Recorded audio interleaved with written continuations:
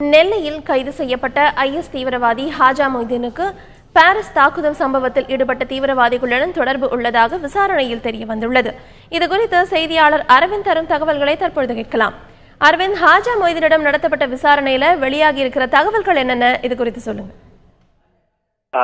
கடந்த அக்டோபர் முதல் வாரத்தில் தமிழகத்தில் உள்ள திருநெல்வேலி மாவட்டத்தைச் சேர்ந்த கடையநல்லூர் என்ற பகுதியைச் சேர்ந்த ஹாஜா மொய்தீன் என்பவரை தேசிய புலனாய்வு அமைப்பினர் கைது செய்தார்கள். அவர் ஐஎஸ் தீவிரவாத அமைப்புடன் தொடர்பில் இருந்ததாக கூறி தேசிய புலனாய்வு அமைப்பினர் கைது செய்து தொடர்ந்து விசாரணை நடத்தி வந்தனர். இந்நிலையில் நேற்று முன்தினம் விசாரணையின் போது அவர் சில தகவல்களை தேசிய புலனாய்வு அமைப்பிடம் தெரிவித்துள்ளார். அந்த தகவலின்படி அவர் சென்னையிலிருந்து அவர் இஸ்தான்புல் சென்றது ஏப்ரல் 8, 2015 அதாவது ஏப்ரல் 8ஆம் தேதி, கடந்த ஆண்டு ஏப்ரல் 8ஆம் தேதி அவர் சென்னையிலிருந்து இஸ்தான்புல் வழியாக சிரியா சென்றதாகவும், அங்கு அன்றைய தினத்திலிருந்து செப்டம்பர் 22ஆம் தேதி வரை அவர் அங்கே இருந்து தன்னுடைய அந்த ஐஎஸ் தீவிரவாத அமைப்பிற்காக போரில் ஈடுபட்டதாகவும் தாக்குதல் சம்பவத்தில் ஈடுபட்டு வந்ததாகவும் அவர் என்ஐஏ தேசிய புலனாய்வு அமைப்பிடம் அவர் தெரிவித்திருந்தார். அதாவது சரியாக 3 முதல் 4 மாதம் வரை அவர் ஐஎஸ் பயங்கரவாத அமைப்புடன் ஒன்றாக இருந்து அவர்களிடம் ஆயுத பயிற்சி போன்ற பயிற்சிகளை மேற்கொண்டு அதனைத் தொடர்ந்து அவர் ஐஎஸ் பயங்கரவாத அமைப்பிற்காக சிரியாவில் போர் செய்ததாகவும் அவர் என்ஐஏ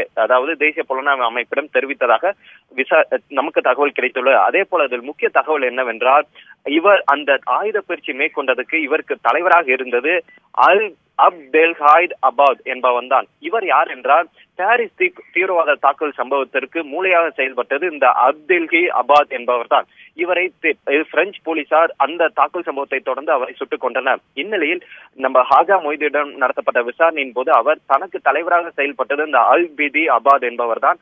அவர்தான் தனக்கு ஆயுத பயிற்சி போன்ற அனைத்து பயிற்சியும் செய்து கொடுத்ததாக அவர் தெரிவித்திருந்தார்.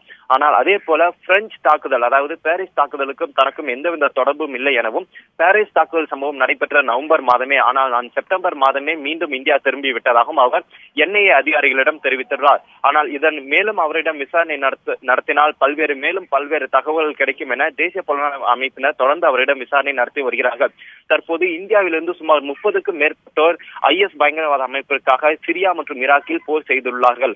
ஆனால் அங்கிருந்து மீண்டும் திரும்பி இந்தியா வந்தவர்களில் இவர் மட்டுமே என தேசிய புலனாய்வு அமைப்பினர் கருதுகின்றனர். ஏனென்றால் இவர் மட்டும்தான் ஐஎஸ் பயங்கரவாத அமைப்புடன் தலைவர்களுடன் மிகவும் நெருக்கமாக இருந்து அவர்களிடம் ஆயுத பயிற்சிகளை மேற்கொண்டு அங்கே அவர்களுக்காக போர் தாக்குதல் சம்பவங்களில் ஈடுபட்டு மீண்டும் இந்தியா வந்து இந்தியாவில் சில காலம் அமைதியாக இருந்து மீண்டும் ஐஎஸ் பயங்கரவாத அமைப்பிற்காக இந்தியாவில் சில தாக்குதல் சம்பவத்தை நடத்த திட்டமிட்டவர்களில் இவர்தான் மூளையாக செயல்பட்டார் என தேசிய புலனாய்வு அமைப்பினர் விசாரிக்கிறார்கள்.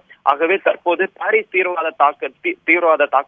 தீவிரவாதிகளுடன் இவருக்கு நெருங்கிய தொடர்பு இருந்தது வெளியே வந்துள்ளதால் இது தொடர்பாக பிரெஞ்சு அதிகாரிகளிடமும் தேசிய புலனாய்வு அமைப்பினர் தெரிவித்துள்ளனர். விரைவில் பிரெஞ்சு அதிகாரிகள் இவரிடம் விசாரணை நடத்துவார்கள் எனவும் தகவல் வெளியாகியுள்ளது.